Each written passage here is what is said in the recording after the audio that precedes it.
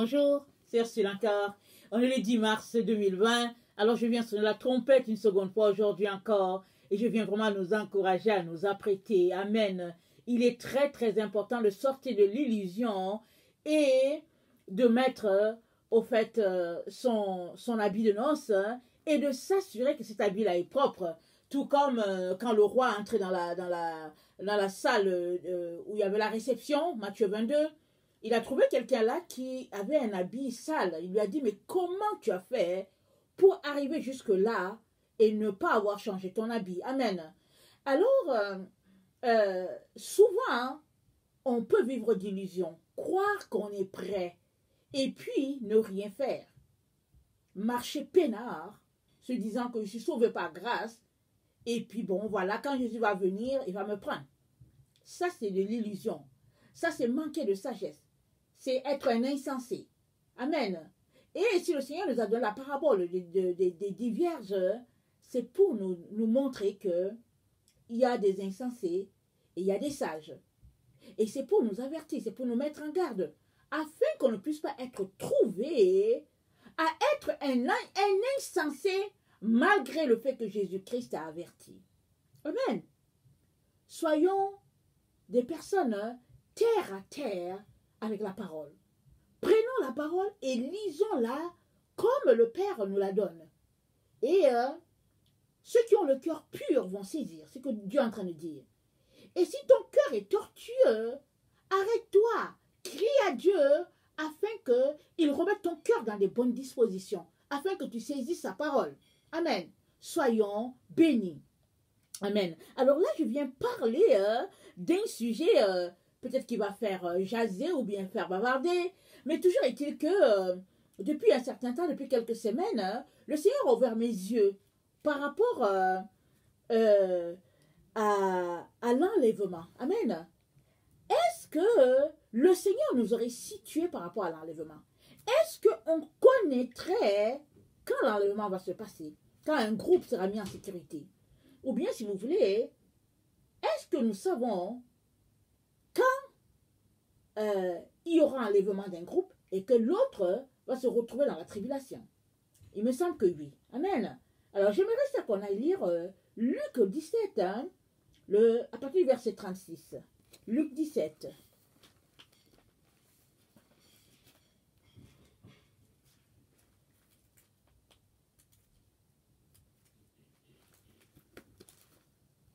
Luc 17, ça nous dit ceci. On lit à partir du verset, j'ai dit 36, à partir du verset 26.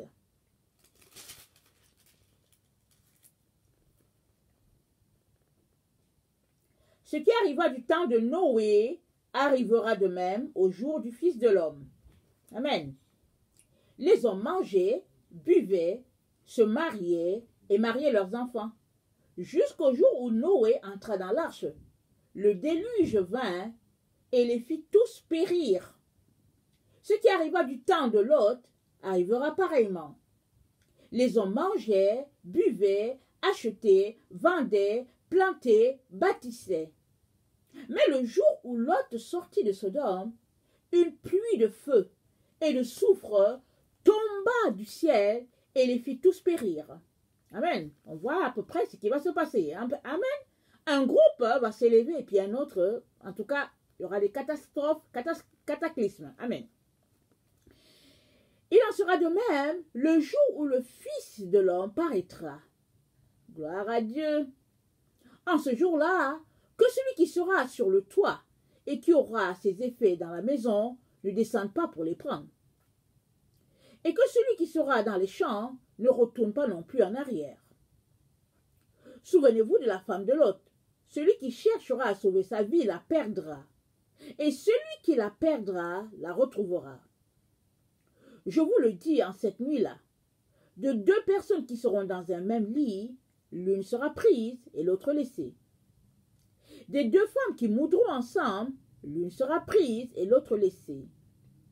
De deux hommes qui seront dans un champ, l'un sera pris et l'autre laissé. Les disciples lui dirent, « Où sera-ce, Seigneur ?» Il répondit, « Où sera le corps? Là s'assembleront les aigles. » Amen. Alors, j'ai laissé ma version de Colombe, je pense, ailleurs. Dans la version de Colombe, c'est dit, où sera le cadavre, là s'assembleront les vautours. Amen. Alors, nous savons tous que les vautours, c'est les oiseaux, les rapaces, les oiseaux qui se nourrissent de ce qui est mort. Amen. D'une chair en décomposition. Amen. Alors, les vautours, c'est un peu ça. Et ils sont là. Quand on voit les vautours à quelque part, il doit avoir un mort à quelque part. Amen. Alors, dans les endroits où, dans les abattoirs, je ne sais pas ici, en Occident, ça je ne sais pas, mais dans les pays d'Afrique, au niveau des abattoirs, il y a toujours des vautours, des charognards qui rôdent. Parce que là, quand on finit de dépecer le bœuf ou bien le mouton, le temps qu'on les amène dans les centres commerciaux pour les distribuer sur les différents marchés, les vautours, les charognards vont rôder autour. Ou bien, au niveau des forêts, au niveau de la savane et tout, quand il y a un animal qui est mort, alors on va voir qu'il y a un vautour, il y a un charognard qui rôde, et puis et souvent ils ne sont pas seuls, ils sont par milliers, ils s'amènent nombreux, parce que là où sera le cadavre, là sera ces animaux-là, ces oiseaux-là qui mangent la chair pourrie, amen, la chair en décomposition, amen. Alors ici, Jésus est en train de leur parler, il leur dit qu'il en sera comme du temps de Noé, il en sera comme du temps de Lot. Alors, au temps de Noé, on sait tous que Noé a construit l'arche, et puis quand on fait les calculs, ça donne à peu près 100 ans. Il a passé à peu près 100 ans à construire l'arche. Et le nombre qui s'est retrouvé dans l'arche nous prouve que les autres ne l'ont pas beaucoup aidé. Alors, est-ce que sa famille l'a aidé, comme les Métuchés là, et puis tout le reste de sa famille? Ça, on ne sait pas, on n'a pas de détails. Amen. S'ils l'ont fait, on le saura un jour devant Dieu, le Père. Amen. Mais toujours est-il que Noé est entré dans l'arche avec son épouse, avec ses fils et puis ses brus. Et les animaux qu'il a sauvés, il a sauvé des animaux sauvés par père. Amen. Alors, excusez-moi, je vais rassembler un peu mes idées. Attendez, Luc 17.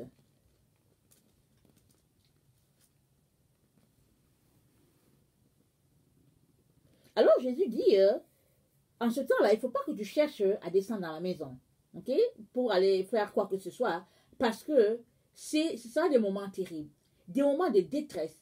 Il est en train de pointer à un événement bien particulier. Amen.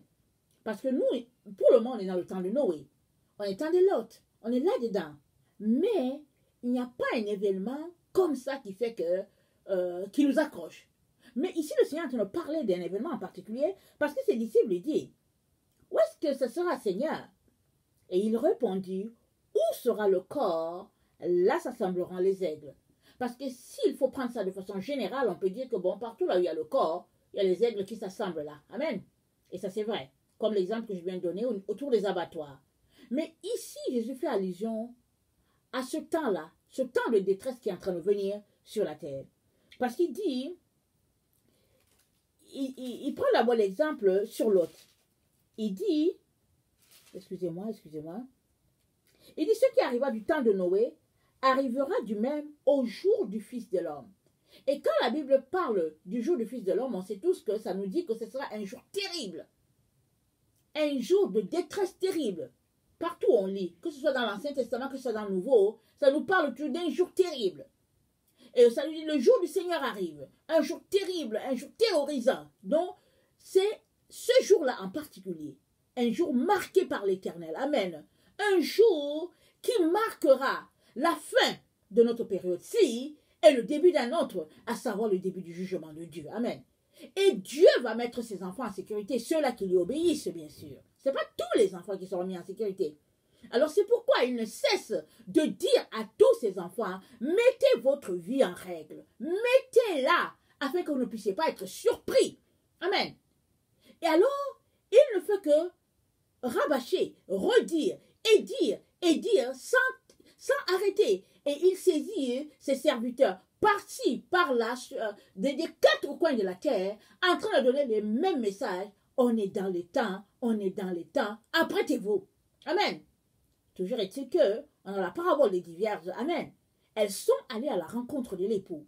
Mais tous est-il qu'il y a quand même saints qui se sont retrouvés à être laissés ce jour-là. Amen. Alors, dans le verset 30, il nous dit, il en sera de même le jour où le Fils de Dieu paraîtra. C'est-à-dire en référence à ce qui s'est passé avec le jour de Lot. Le verset 28, il dit, ce qui arriva du temps de Lot arrivera pareillement.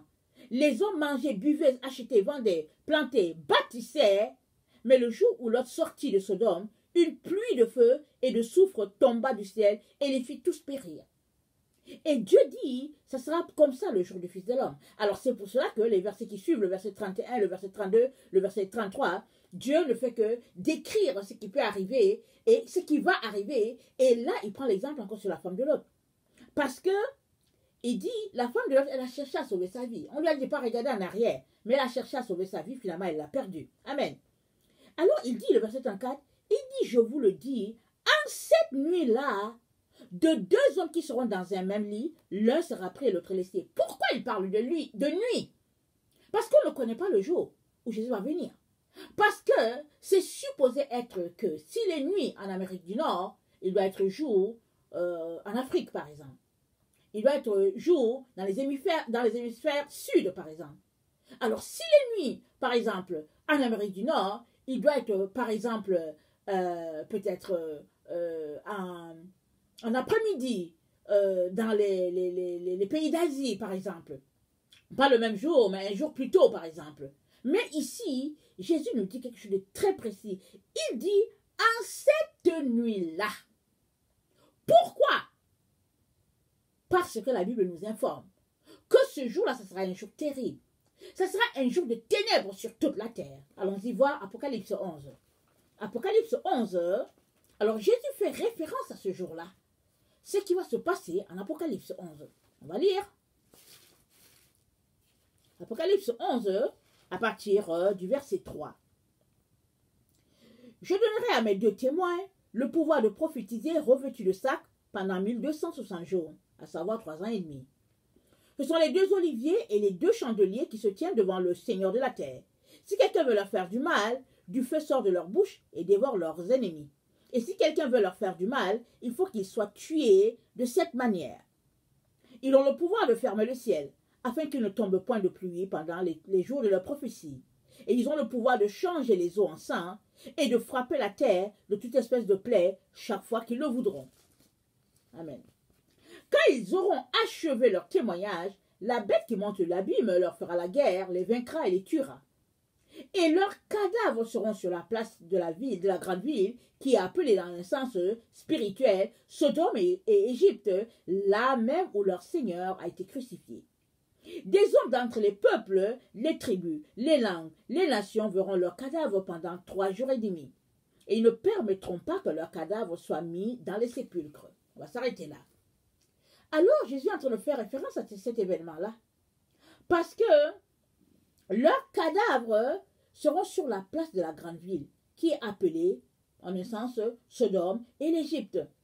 Et les gens, ils ne permettront pas que le cadavre soit mis en terre pendant 3 jours et demi. Imaginez. Alors ces personnes-là, le verset 9, ils forment les vautours, ils forment les charognards, parce qu'il n'y a aucun enfant de Dieu. Aucun, alors. Il n'y a aucun enfant qui craint Dieu qui va laisser un corps là sur le sol sans l'enterrer. Et s'il n'est même pas capable de porter le corps, parce que les corps c'est souvent lourd, parce que c'est la terre, une fois que la vie n'est plus là, c'est la terre, il va aller chercher les personnes pour dire venez, aidez-moi, on va enterrer ce corps qui est là. C'est ça que les enfants de Dieu font. Pourquoi? Parce que c'est dit que tu es poussière, tu retournes à la poussière. Donc tout corps est supposé à retourner à la poussière. Et il n'y a personne qui n'aimerait pas qu'un corps soit enterré. Quand bien c'est un animal, on n'aimerait pas voir le corps, la carapace d'un animal là. On n'aime pas. On s'organise toujours pour creuser un trou, mettre ça là et recouvrir. Parce que c'est une question de dignité. C'est une question d'humanité. Mais ces hommes, parce qu'ils sont en colère contre les 2 prophètes, ils ne permettront pas. Ils vont rôder autour. Et la Bible nous dit que les gens vont venir de loin pour voir leurs cadavres. Et ces gens-là, Dieu les appelle des charognards. Il les appelle des vautours. Il les compare à des oiseaux de proie. Parce que il faut avoir perdu vraiment la tête pour ne pas permettre que le corps soit enterré. Et même, qu'est-ce qui serait arrivé au temps de Jésus? Moi, je ne sais pas. Mais toujours est-il que Joseph et Nicodème sont allés voir les autorités pour prendre le corps de notre Seigneur. Béni soit son nom. Merci Seigneur Jésus. Béni Seigneur. Ces hommes-là sont bénis. Amen. Ils ont fait descendre le corps de leur Seigneur. Parce qu'ils ont cru que c'est le Seigneur, ils sont allés le mettre dans un tombeau. Amen. C'était dans le tombeau de Simon, qui était un homme riche. Amen. Je pense que c'est Simon de Cyrène, si j'ai bonne mémoire. Alors, il a fallu ces deux personnes-là, qui étaient aussi des rabbins, qui craignaient Dieu pour aller réclamer ce corps. Je ne sais pas, est-ce que le commun des mortels allait réclamer le corps? Je ne sais pas. Chacun fuyait. Peut-être que chacun avait peur, je ne sais pas. Mais toujours est-il que Dieu a mis dans le cœur de ces deux personnes qui craignent l'Éternel de réclamer le corps du Seigneur et ils sont allés le mettre dans une tombe. Alléluia! Ça, c'était au temps de Jésus. S'il ne l'avait pas fait, est-ce que le corps serait resté comme ça? Je ne sais pas. Mais 2000 ans plus tard, la Bible nous dit qu'il y a deux personnes, j'imagine, parce que ça dit les deux oliviers, les deux chandeliers qui se tiennent devant le Père. Alors, leur corps sera laissé comme ça. Et les disciples disent à Jésus, mais quand est-ce que ça va arriver? Il dit, là où sera le cadavre, là sera le vautour. Jésus est en train de nous dire que ça va arriver en ce temps-là. C'est là que le jour du Seigneur va se passer. C'est à ce moment-là que ça va se passer. Continuons de lire. Le verset 10. Et à cause d'eux, les habitants de la terre se réjouiront, seront dans l'allégresse, et ils s'enverront des présents, les uns et les autres, parce que ces deux prophètes ont tourmenté les habitants de la terre. Imaginez, des êtres humains qui s'envoient des présents parce que d'autres sont morts. C'est quand même grave, n'est-ce pas? C'est pourquoi Jésus fait l'analogie avec des charognards. Il n'y a que des charognards qui, quand il y a un corps, ils sont contents parce qu'ils ont à manger. Ils mangent juste la chair polluée. Ils mangent juste quand il n'y a pas de vie. C'est là où les vautours se trouvent. C'est là où les charognards se retrouvent. Alors, il n'y a que eux qui sont contents. Et voilà, les gens qui seront contents, ils vont s'envoyer des cadeaux. Vraiment tellement, hein, parce que ces deux prophètes l'ont terrorisé la terre. Il y a une question qui est là, qui me reste toujours. Quand je lis ce passage, je me dis, mais voyons. Ok, d'accord que ces deux témoins ont terrorisé la terre. Mais est-ce que, par leur prophétie, vous n'avez pas pu voir que c'est quand même des gens qui sont envoyés de Dieu? C'est-à-dire que Dieu a encore une raison valable ici pour juger la terre. Parce qu'il a envoyé ses serviteurs. Ils ont prophétisé. Non seulement auront-ils été tués, mais leur cadavre va rester sur la place publique. Pour qu'on puisse voir l'immensité, le déclin de la pensée humaine, le déclin des valeurs. Les gens en notre temps, parce que ça se passe en notre temps, hein, les gens, c'est-à-dire qu'ils sont tellement versés par le mal, ou bien dans le mal, qu'ils vont s'envoyer des présents à la mort de deux personnes qui ont parlé de la part de l'Éternel, qui ont fait des miracles sur la terre de la part de l'Éternel. C'est quand même grave. C'est grave. Amen.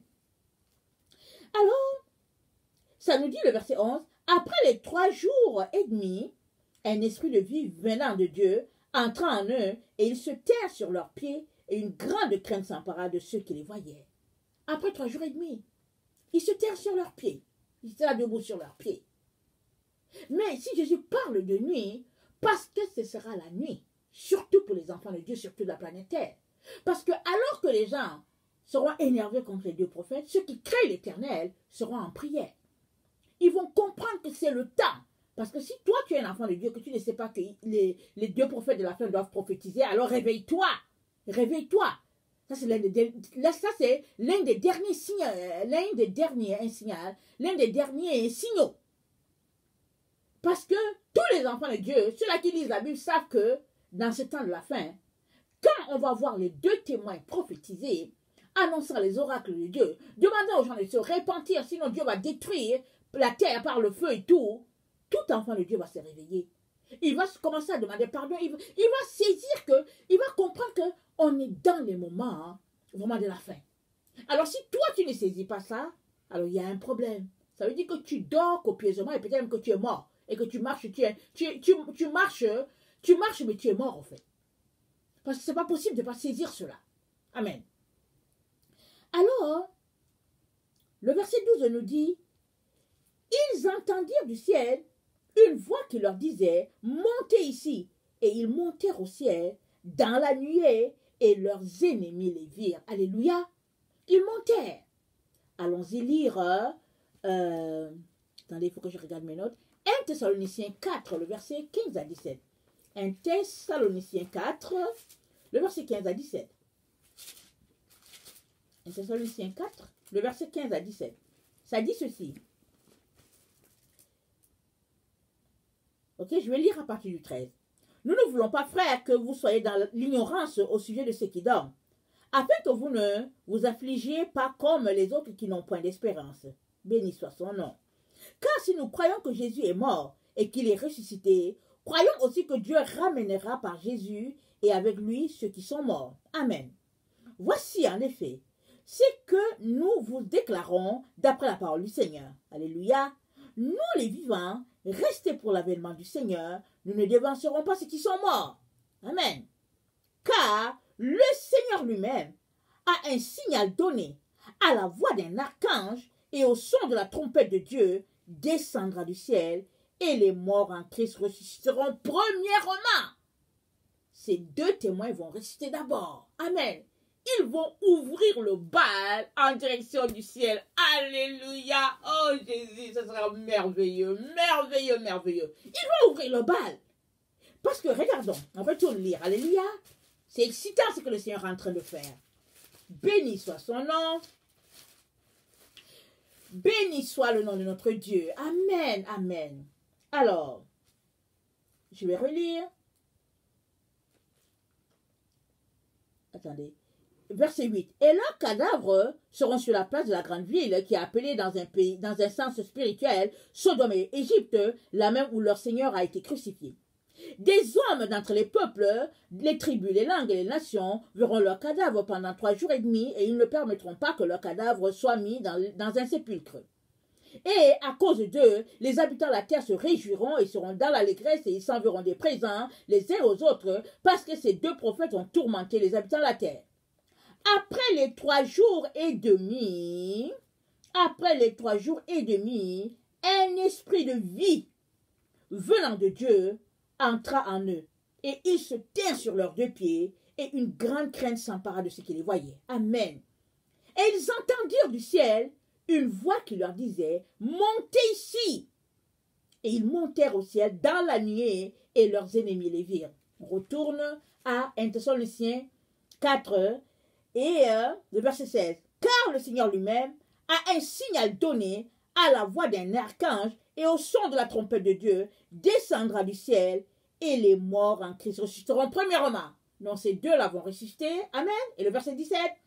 Ensuite, nous les vivants qui serons restés, nous serons tous ensemble enlevés avec eux sur les nuées et à la rencontre du Seigneur dans les airs. Et ainsi nous serons toujours avec le Seigneur.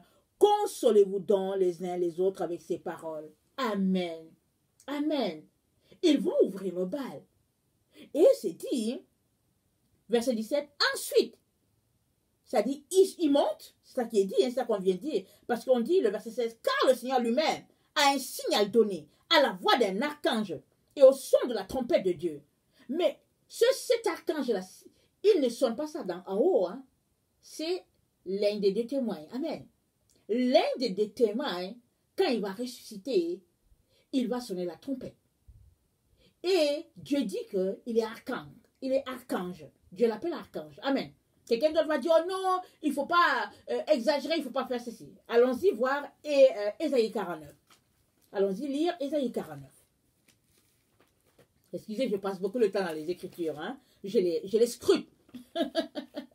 Je scrute les Écritures pour savoir, pour découvrir ce qui se passe. Et puis, je suis toujours émerveillée. Amen.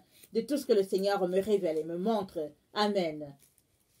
Alors, Ésaïe 49. Attendez, je ne sais pas si je vais trouver le verset rapidement. Alors, le verset 5. Moi, je pense que Ésaïe 49, ça ne parle pas du Seigneur Jésus. Amen. Ça parle du messager de la fin qui est annoncé dans Malachie. Malachie 3 dit, avant le jour terrible du Seigneur, j'enverrai mon messager. Il ramènera le cœur des fils vers les pères et le cœur des pères vers les fils, de peur que je ne vienne frapper. Amen. La terre. Amen. Alors, le verset, Ésaïe 49, le verset 5 nous dit, maintenant l'Éternel parle, lui qui m'a formé dès ma naissance. Ça, c'est le messager de la fin qui parle. Pour être son serviteur, pour ramener à lui Jacob et Israël encore dispersés. Amen. Car je suis honoré aux yeux de l'Éternel, et mon Dieu est ma force. Il dit, c'est peu que tu sois mon serviteur pour élever les tribus de Jacob et pour ramener le reste d'Israël. Je t'établis pour être la lumière des nations, pour porter mon salut jusqu'aux extrémités de la terre. Ainsi parle l'Éternel, le Rédempteur, le Saint d'Israël, à celui qu'on méprise, qui est en horreur, au peuple, à l'esclave des puissants, des rois le verront et ils se lèveront, des princes et ils se prosterneront à cause de l'Éternel qui est fidèle, du Saint d'Israël qu'il a choisi. Amen.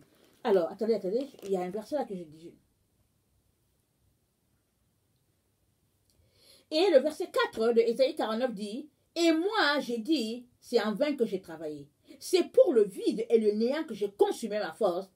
Mais mon droit est auprès de l'Éternel et ma récompense auprès de mon Dieu. » Ici, ce n'est pas Jésus. Jésus n'a pas travaillé en vain. Ici, c'est un humain qui est en train de parler, qui a travaillé, qui a fait toutes sortes de choses. Et puis, Dieu l'appelle à son service. C'est un peu comme quand Dieu a appelé Élisée. Rappelons-nous, quand Élie est en train... pas Élie, oui, Élie. Quand le prophète Élie est en train de passer, il a vu Élisée qui était en train de... dans son champ, en train de travailler. Alors, Élie a mis son manteau sur Élisée. Et c'est comme ça qu'Élisée a tout laissé et il a suivi l'homme de Dieu. Amen. Alors, Élisée est en train de travailler. Il n'était pas, quand il est né, il n'était pas en disant que ouais, je suis Élisée, je vais travailler avec Élie. Mais non. Mais c'est Élie qui lui a mis le manteau. Élisée a laissé son travail. Alors là, ici, le messager de la fin, il parle. Il se rend compte qu'il a travaillé, en vain, pour rien finalement. Parce que Dieu a sa main sur lui afin de l'utiliser dans ce temps de la fin, afin de ramener Israël à lui. Amen. Alors, attendez, il y a un verset que j'aimerais lire. Voici. C'est le verset 22 d'Ésaïe 49. Ainsi a parlé le Seigneur l'Éternel. Non, c'est pas ce verset que je veux lire, excusez-moi.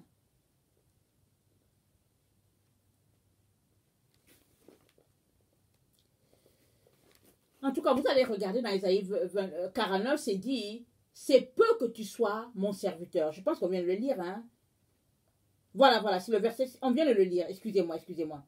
C'est le verset 6. Il dit, c'est peu que tu sois mon serviteur, pour relever les tribus de Jacob, et pour ramener les restes d'Israël. Je t'établis pour être la lumière des nations. Amen. Alors, Dieu parle ici de son messager de la fin. Amen. Et il parle de cette personne-là, le cavalier blanc. Amen. Rappelons-nous, le cavalier blanc. Et pas Apocalypse 6. Le cavalier blanc que Dieu a oint parce que il faut un évangile pur. Nous sommes là dans le temps où chacun va recevoir sa récompense en fonction de sa vie. Amen. Un cavalier blanc, cavalier roux, cavalier noir, et puis cavalier, je pense, pâle, vert pâle, quelque chose de ce genre. Et chacun, tous les êtres humains vont s'aligner derrière un cavalier. Et le Seigneur parle ici. Ici, il s'agit du messager de la fin. Alors, au signal d'un archange, lui, quand il va se lever, quand il va se réveiller, le signal, il va sonner sa trompette. Amen. Parce que regardez, Israël, chaque année, il sonne la trompette. Il pense que le Seigneur va venir à un jour, attendez, oui, il pense la fête qu'on appelle le Rosh Hashanah, il pense que c'est là que le Seigneur va venir. Amen. Et ils sonnent la trompette de telle sorte qu'ils n'ont plus de souffle. Ils sonnent de telle sorte qu'ils n'ont plus de souffle. Amen. Parce qu'ils se disent que le Seigneur va venir au son de l'archange. C'est ça qu'il dit là. Mais ce jour-là, cette personne-là qui sera ressuscitée, et qui en même temps un archange, parce que sur la terre, cette personne était un être humain, mais à partir du moment où il ressuscite, il a le pouvoir, amen, la qualification, l'attribut d'un archange, On comprend que quand un archange souffle la trompette, amen, ça sonne partout. Alléluia. Et je suis excité.